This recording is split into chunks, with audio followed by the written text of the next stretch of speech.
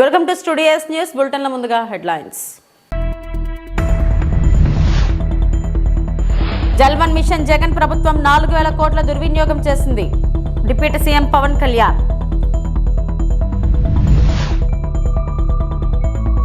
విశాఖ మార్గశిర ఉత్సవాల సందర్భంగా కనక మహాలక్ష్మి అమ్మవారిని దర్శించుకున్న హోంమంత్రి వంగల్పూడి అనిత. ఆటో డ్రైవర్లకు మద్దతుగా బీఆర్ఎస్ పార్టీ నిరసన.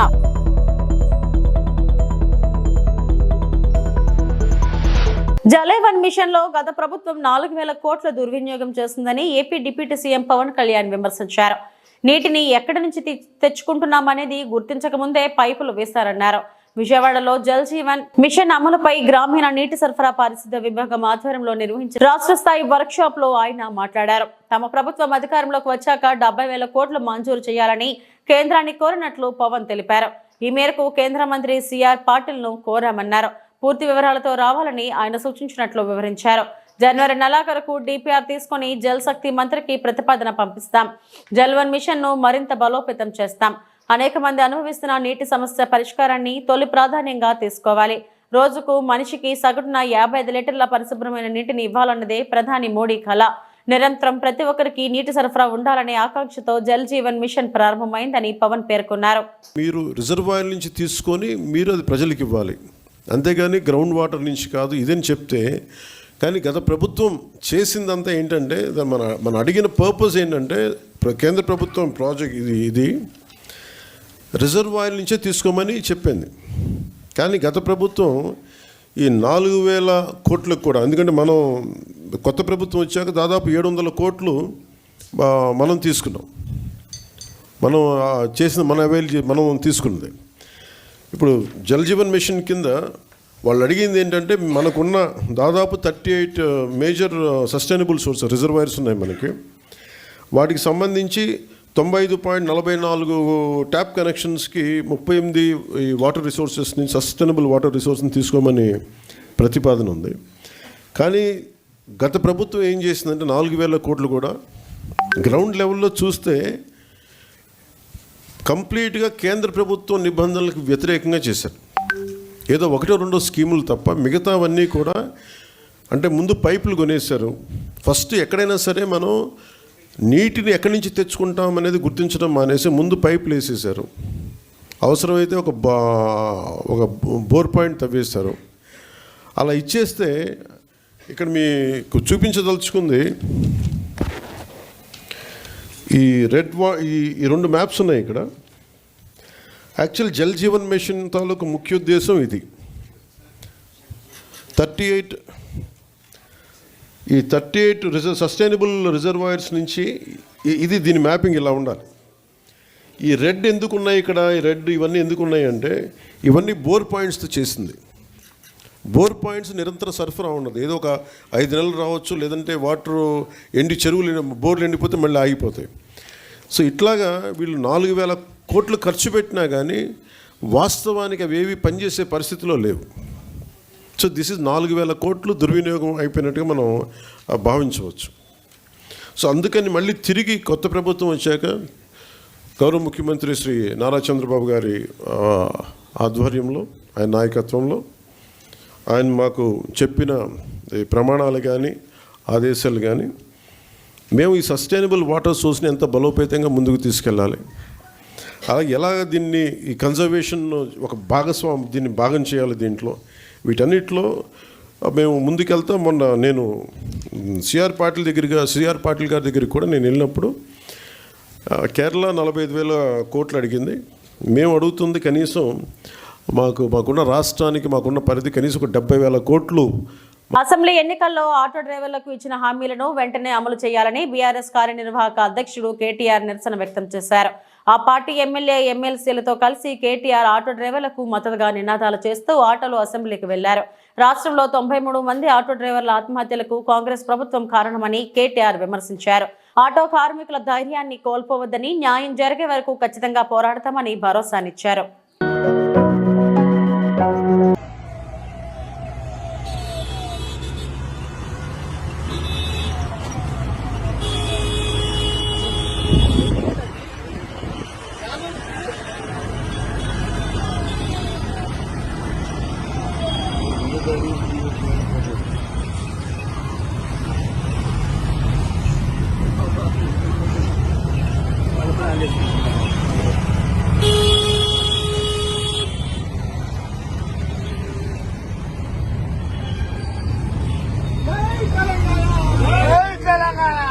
బీఆర్ఎస్ పార్టీ 10 ఏళ్ల పాలనలో రహదారులను విధ్వంసకరంగా మార్చిందని ఆర్ఎండ్బీ శాఖ మంత్రి కోమటిరెడ్డి వెంకటరెడ్డి విమర్శించారు. రాష్ట్రంలో మట్టి రోడ్లు లేకుండా చేస్తామన్న కోమటిరెడ్డి కేంద్ర రాష్ట్ర ప్రభుత్వాల సహకారంగా పనులను వేగవంతం చేశామని తెలిపారు. ప్రతి గ్రామం నుంచి మండలం వరకు సింగిల్ బీటీ రోడ్, మండల కేంద్రం నుంచి జిల్లాకు వెళ్లేందుకు డబుల్ బీటీ రోడ్డు వేయడమే ప్రభుత్వ లక్ష్యమని మంత్రి కోమటిరెడ్డి వెంకటరెడ్డి స్పష్టం చేశారు. ఇప్పుడు మేము పూర్తి చేసి పనులు ప్రారంభించాం. ఎందుకు స్టార్ట్ కాలే పని? మీ అధ్యక్ష వాళ్ళు చేస్తే కేంద్ర మంత్రి గారు గడ్కరీ గారు ఫౌండేషన్ వేస్తే గౌరవ అధ్యక్షులు గౌరవ స్పీకర్ సార్ గౌరవ నేను మీ కాన్స్టిట్యూన్సీకి అక్కడ మీరు కూడా మాకు ఆదేశించారు. ముఖ్యమంత్రి గారు కూడా కొడంగల్ పోయే రూటు అక్కడ ఎక్కువ యాక్సిడెంట్లు అయ్యే జోన్ అది. మేము వెంటబడి ట్రాన్స్లోకేట్ ట్రీస్ని కూడా చేంజ్ చేసి నిన్న వర్క్ స్టార్ట్ చేసినాం. 3 ఏళ్ళకి ఎక్కడైనా మీరు పోయి చూడండి, నాకైనా వీడియోస్ ఉన్నాయి పంపిస్తాను. అలా చెప్పుకుంటూ అధ్యక్ష ఈ రోడ్డు ముందుగా మదన్ గారు అడిగిన రోడ్డు విషయంలో సకాలంలో డిపిఆర్ పంపించి అపాయింటెడ్ డేట్ తీసుకొని మీరు చేసి ఉంటే ఇప్పటికీ అది 165 కిలోమీటర్స్ సార్. అది 3,000 కోట్ల రూపాయల రోడ్ అది. ఆ రోడ్డు మీరు దాని మీద రివ్యూ చేసి చర్యలు తీసుకుంటే ఇప్పటికి స్టార్ట్ అయ్యేది. అప్లోడ్ మన చేతులు ఉంటుంది సార్. అది గౌరవ సభ్యులు తెలుసుకోవాలి. సభ్యులు మీరు మినిస్టర్గా 5 ఏళ్ళు చేసిను. ఇక మీ అనుకుంటే ఎక్కువ నేను విమర్శించదలుచుకోలే. ఇప్పుడు అయిపోయిన దాని గురించి మాట్లాడి సమయం వృధా అధ్యక్ష. 10 ఏళ్లలో రాష్ట్రంలో రోడ్లను విధ్వంసకరంగా చేసి గుంతల రోడ్లు, గుంతలేని రోడ్లు లేదు అధ్యక్ష. గతంలో కేటీఆర్ గారు గౌరవ సభ్యులు ఎక్కడైనా గుంత చూపి 1000 రూపాయలు ఇస్తున్నారు. మేము పోయి చూద్దాం అధ్యక్ష. ఈరోజు కూడా మేము ఇప్పుడిప్పుడే గుంతలు ఊడుస్తున్నాం. గుంతలు రోడ్లు లేని అధ్యక్ష. గుంతలు లేని గుంతల రోడ్డు ఎడుతున్నాం. మనకు సమయం ఇచ్చేది కాదు. రాష్ట్ర ప్రజలందరూ రోడ్ల మీద తిరుగుతున్నాం. సభ ద్వారా వాళ్ళు వింటున్నారు. రోడ్ల పరిస్థితి ఏందో, పంచాయతీరాజ్ గారు రోడ్ల పరిస్థితి ఏ విధంగా ఉంది, మా రోడ్లు ఏముంది, అవన్నీ కూడా మేము ఒక ప్రణాళికాబద్ధంగా క్యాబినెట్లో పెట్టి పెండింగ్ ఉపకార వేతనాలను ప్రభుత్వం వెంటనే చెల్లించాలని కుత్బుల్లాపూర్ ఎమ్మెల్యే వివేకానంద డిమాండ్ చేశారు. ఉద్యోగాలు వచ్చినా బకాయిలు చెల్లించక సర్టిఫికెట్లు తీసుకోలేని పరిస్థితి ఉందని విమర్శించారు. కాంగ్రెస్ ప్రభుత్వం విద్యార్థుల పట్ల సానుకూల ధోరణితో ఉండాలని వివేకానంద కోరారు. ఈ ఏడాది విదేశీ విద్యా ఉపకార వేతనాలకు సంబంధించిన దరఖాస్తులపై స్పష్టత ఇవ్వాలని కోరుతూ కాంగ్రెస్ ప్రభుత్వం లంచం తీసుకోకుండా ఏ పని పూర్తి చేయడం లేదంటూ అనుచిత వ్యాఖ్యలు చేశారు. దీనికి స్పష్టంగా సమానం చెప్పాలని చెప్పేసి మంత్రి గారు కోరుతాను అధ్యక్ష. ఎందుకంటే భవిష్యత్ తరాల గురించి పెట్టుబడి విద్యార్థులపైన చెప్పేసి ముఖ్యమంత్రి గారు అన్నారు. కానీ భవిష్యత్ తరాల వారిది మరి ప్రశ్నార్థకంగా అంధకారంగా కనపడుతోంది ఈ యొక్క చర్య వల్లని చెప్పి చెప్పక తప్ప అధ్యక్ష. రెండోది, మనకి దగ్గర మన బడ్జెటే 3 లక్షల కోట్ల బడ్జెట్, 1,27,000 కోట్ల రూపాయల అప్పు ఈ ఏడాది కాలంలో జరిగినట్టు స్పష్టంగా అర్థమైంది. ఒక 100 కోట్లు పేద విద్యార్థుల నుంచి వెచ్చించడానికి ఎందుకు ప్రభుత్వం వెనకబోతుందని చెప్పి ప్రశ్నిస్తాను అధ్యక్ష. ఈ నిర్లక్ష్య వైఖరికి కారణం ఏందో చెప్పాల్సిగా నేను మంత్రి గారికి కోరుతాను అధ్యక్ష. స్పష్టంగా అధ్యక్ష, మీరు ఓవర్సీస్ స్కాలర్షిప్ గురించి అడుగుతున్నాను. ఓవర్సీస్ స్కాలర్షిప్ లో మీరు ఇచ్చినట్టు మేనిఫెస్టోలో ఈ పేద మధ్య తరగతి అన్ని వర్గాల ప్రజలకు అధ్యక్ష, ఎస్సీ ఎస్టీ బీసీ మైనార్టీలో ఉన్నటువంటి అగ్రవర్గాల పిల్లలందరూ కూడా 20 లక్షల నుంచి 25 లక్షల రూపాయలు చేస్తా అని చెప్పేసి మాట ఇచ్చి ఇప్పటి వరకు దానికి కూర్చోలేదు అధ్యక్ష. కొత్త 5 లక్షలు ఎక్కువ కానీ కొండ నాలుకకు మందేస్తే ఉన్న నాలుగు ఉండిపోయినట్టు ఉన్న సంవత్సరానికి. అన్నమయ్య జిల్లా లక్కిరెడ్డిపల్లి మండలం మహిళా శిశు సంక్షేమ శాఖ ఆధ్వర్యంలో కిషోరీ వికాసం కార్యక్రమంలో భాగంగా మండల స్థాయి శిక్షకులకు ఒకరోజు శిక్షణ నిర్వహించారు. ఈ సందర్భంగా సిడిపిఓ పద్మావతి మాట్లాడుతూ రాష్ట్రంలో బాల్య వివాహాల నియంత్రణే లక్ష్యంగా ప్రభుత్వం కిషోరీ వికాసం అనే కార్యక్రమం చేపట్టడం జరిగిందని, చిన్న వయసులోనే వివాహం చేసుకోవడం వలన శారీరక మానసిక సమస్యలు ఏర్పడతాయని, బాల్య వివాహాల నియంత్రణకు అవగాహనగా శిక్షణ తరగతులు నిర్వహిస్తున్నామని అన్నారు. దక్షిణ భారతదేశంలోనే ఆంధ్రప్రదేశ్ రాష్ట్రం బాల్య వివాహాలు జరగడంలో 2వ స్థానంలో ఉందని, ఈ ప్రోగ్రాంలో 7 శాఖల అధికారులు పాల్గొని కార్యాచరణ రూపొందించి కమిటీల ఏర్పాటు చేసి అవగాహన కార్యక్రమాలు నిర్వహిస్తారని అన్నారు. అదనపు సమాచారం వీడియో రూపంగా తెలియపరచడమైనది. కార్యక్రమంలో సిడిపిఓ పద్మావతి, సూపర్వైజర్లు ధార్బి, తులసమ్మ, పద్మజ తదితరులు పాల్గొన్నారు. లక్కిరెడ్డిపల్లి మండలంగా తీర్చిదిద్దాలని ఈ కార్యక్రమాన్ని ఏర్పాటు చేయడం జరిగింది. సరే మేడం, ఇప్పుడు ఇంతవరకు ఎప్పుడైనా ఈ బాల్య వివాహాలను అరికట్టారా? ఏమన్నా ఆపగలిగారా? చాలా వరకు బాల్య వివాహాలు మా దృష్టికి వచ్చినంత వరకు మేము ప్రతిసారి కానీ ఐసిడిఎస్ వాళ్ళే, ఉమెన్ అండ్ చైల్డ్ వెల్ఫేర్ వాళ్ళే వెళ్ళి అవి అరికట్టాలనే అపోహ అయితే ఇతర డిపార్ట్మెంట్ల అందరిలోనూ ఉంది.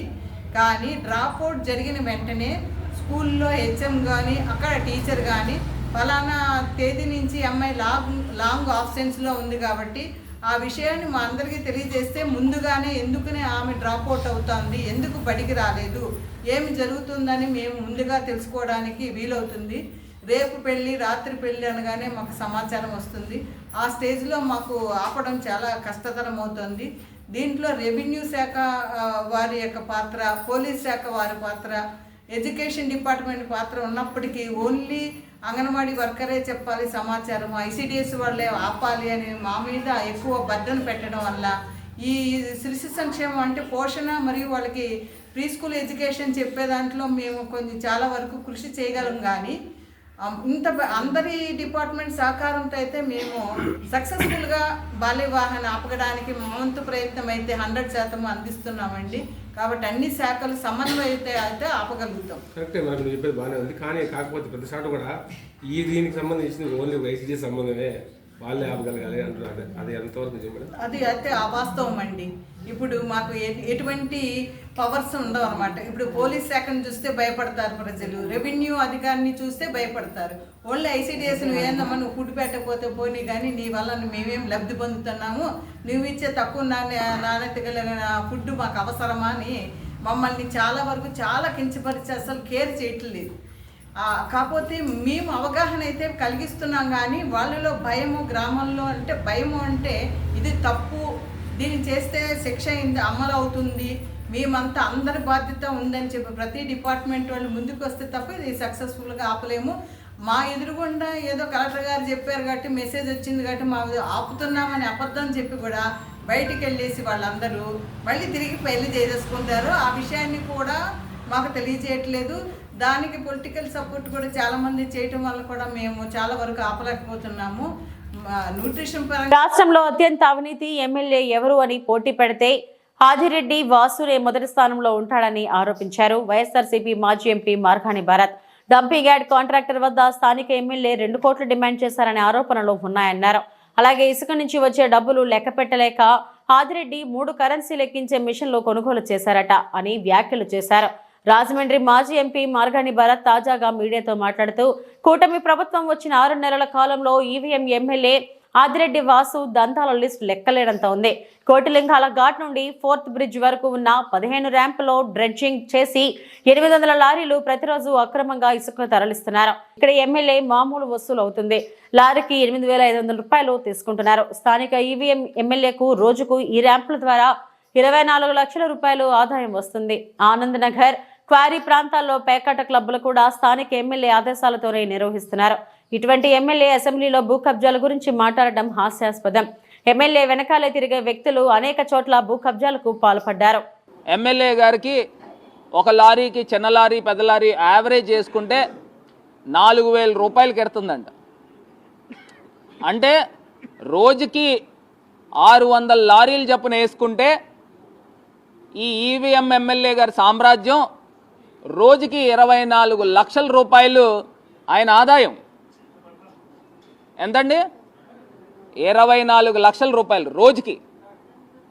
ఇంత దారుణంగా యథేచ్ఛగా ఇంకా వైట్ కాలర్ వేసుకుని మరి దోచే కార్యక్రమం చేస్తూ ఉన్నాడు.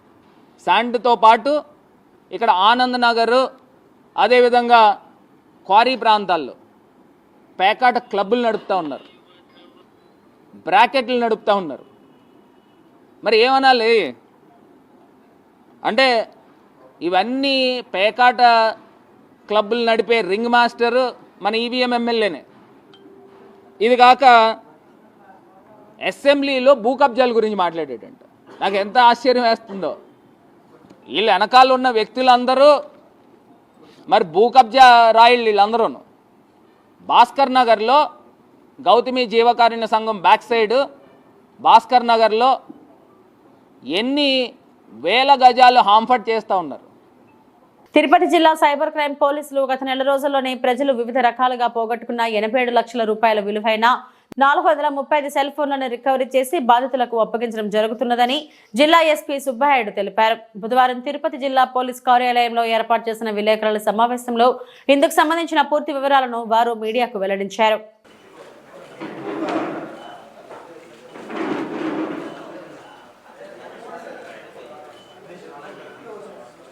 తిరుపతి జిల్లాలో దిస్ ఈజ్ 12th టైం ఓవరాల్గా mobile haunt and CIR application ద్వారా మొబైల్స్ని 435 మొబైల్స్ని ఇటీవల రికవరీ చేయడం జరిగింది. వీటన్నిటినీ కూడా ఆ మొబైల్ యొక్క వినియోగదారులకు అప్పచెప్పడం జరుగుతుంది. దాదాపు 85 లక్షల విలువ చేసే ఈ మొబైల్స్ని ఈరోజు రికవరీ చూపించి వారందరికీ స్వాధీనపరచడం జరుగుతుంది. ఇప్పటి వరకు జిల్లాలో 12వ విడత ఇది. టోటల్గా 7.5 కోట్ల విలువ చేసే మొబైల్స్ని ఇప్పటివరకు మనం రికవరీ చేసి 4,500 మొబైల్స్ని ఇప్పటివరకు జిల్లాలో రికవరీ చేయడం జరిగింది. ఈ మొబైల్ హాంట్స్ తర్వాత వాట్సాప్ తర్వాత సిఐఆర్ పోర్టల్ ద్వారా సత్ఫలితాలని cyber team inspector Vinod and additional SP admin వారి ఆధ్వర్యంలో జిల్లాలో మొబైల్ హ్యాండ్ అప్లికేషన్ ద్వారా సత్ఫలితాలను ఇస్తుంది. ముఖ్యంగా తిరుపతి ఆధ్యాత్మిక నగరం, అనేక మంది భక్తులు వచ్చిపోవడం వల్ల చాలా మొబైల్స్ వాళ్ళు మిస్ అవ్వడం జరుగుతుంది లేదా దొంగిలించడం జరుగుతుంది. దాంట్లో భాగంగా చాలా వరకు రికవరీ చేయగలుగుతున్నాం. మీడియా ద్వారా ఇంకా ఈ పోగొట్టుకున్న వారు ఇమ్మీడియట్గా సాధ్యమైనంత తొందరగా తగిన సమాచారాన్ని సిఐఆర్ ఆర్ మొబైల్ హ్యాండ్ అప్లికేషన్లో ప్రాపర్గా ఫిల్ చేస్తే తప్పకుండా వారి మొబైల్స్ని 100% వెతికి ఇప్పించే బాధ్యత సైబర్ టీం తిరుపతి పోలీస్ తీసుకుంటుంది. మీడియా ద్వారా అందరూ కూడా ఈ mobile hand and CIR portal యొక్క వినియోగాన్ని, ఆ డీటెయిల్స్ని తెలుసుకోవాలని కోరుతున్నాను. అంతేకాకుండా ఈ దొంగిలించబడిన మొబైల్స్ని ఎక్కువగా ఇతర ప్రాంతాలకు కొన్నిసార్లు తీసుకెళ్తుంటారు. అదేవిధంగా ఇక్కడ లోకల్లో కూడా కొన్ని అమ్ముతుంటారు. ఈ షాప్స్ ఓనర్స్కి కూడా ఆల్రెడీ ఇంతకు ముందు కూడా రీసెంట్గా ఒక కేసు తీసేయడం జరిగింది. ఈ మొబైల్స్ని అన్నెసరీ ఎవరో అపరిచిత వ్యక్తి వచ్చి అమ్మితే కొనడం, వారిని మళ్ళీ అమ్మడం కూడా చట్టరీత్యా నేరం. ఏదో రోజు ఖచ్చితంగా సిఐఆర్ పోర్టల్ ద్వారా ఆ మొబైల్ దొంగిలించబడిన మొబైల్ దొరికితే మళ్ళీ వారు కూడా ఆ నేరానికి బాధ్యులు అవుతారు. సో కాబట్టి అన్నెసరీ అపరిచిత వ్యక్తుల ద్వారా మొబైల్స్ కొనవద్దని ఈ షాప్స్ ఓనర్స్ కూడా తెలియజేయడం జరుగుతుంది. ఆళ్లగడ్డ నంద్యాల జిల్లా ఆళ్లగడ్డ మండలం ఎగువ అహోబిలంలో లక్ష్మీ నరసింహస్వామిని మంచు మనోజ్, మౌనిక దంపతులు దర్శించుకున్నారు. మంచు మనోజ్, మౌనిక కలిసి ఆలయంలో కాసేపు ఏకాంతంగా గడిపారు. ఈ సందర్భంగా అహోబిలం రావడం సంతోషమన్నారు. అహోబిలం రావాలని చాలా సార్లు అనుకున్నామని, సినిమా షూటింగ్, ఇతర పనుల వల్ల రాలేకపోయామన్నారు మంచు మనోజ్. దేవుడే పిలిపించుకుంటారు అంటారే, అది నిజమన్నారు. ఎంతో భారంగా వచ్చానని, ఇప్పుడు చాలా ఆనందంగా ఉందన్నారు. మనసు కష్టంగా ఉంటే ఎవరైనా అహోబిలం రావాలని విశేషమైన దేవాలయమన్నారు. నరసింహస్వామి మీకు ఎప్పుడు తోడుగా ఉండాలని కోరుకుంటున్నానన్నారు మంచు మనోజ్. మంచు మనోజ్ సినిమా విషయాలు తెలుపుతూ ప్రస్తుతం భైరవ మూవీలో నారా రోహిత్, బెల్లంకొండ శ్రీనివాస్తో నటిస్తున్నాను. అలాగే మీరాయి మూవీ, కిషోర్ తిరుమల మూవీలలో నటిస్తున్నానని తెలిపారు. ఈరోజు ఇక్కడ అహోబిలంకి రావడం నాకు చాలా సంతోషంగా ఉంది. మాకు ఎప్పటి నుంచో అనుకుంటూ ఉన్నాం, నేను రావడం ఫస్ట్ టైం. వెళ్ళినప్పటి నుంచి వెళ్దాం అని చెప్తున్నారు, కానీ అనుకున్నాం కానీ ఎన్నోసార్లు కుదరలేదు. దేవుడే పిలిపించుకుంటారంటారు చూడండి, అది నిజం, మాటలు నిజం. ఈరోజు ఆలగడ్డకి నిన్న మా అత్తగారు జయంతికి పాపని మొట్టమొదటిసారి తీసుకొచ్చాం.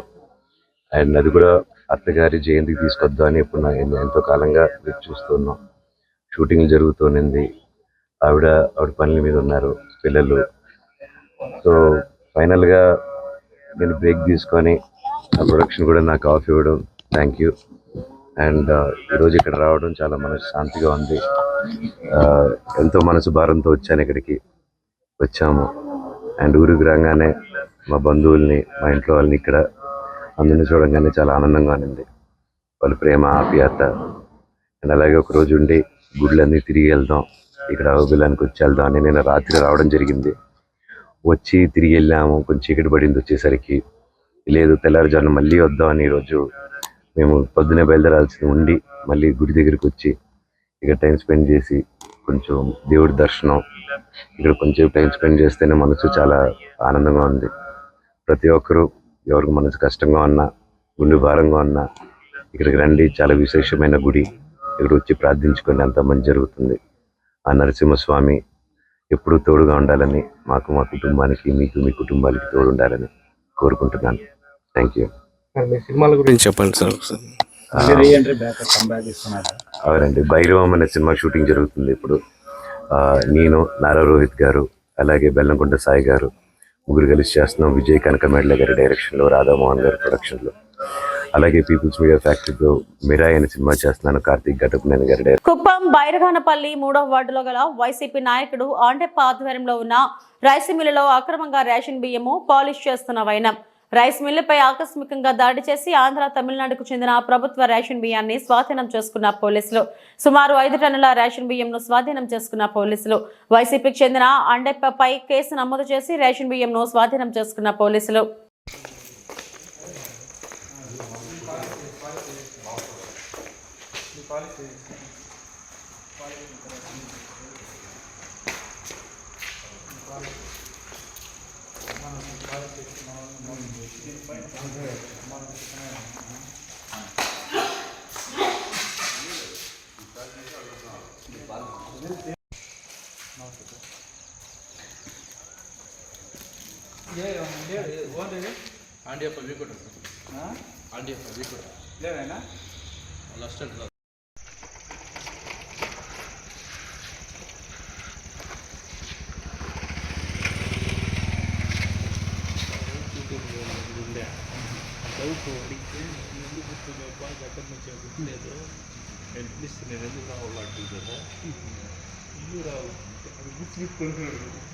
అన్ని బొమ్మలు పిలుస్తారు.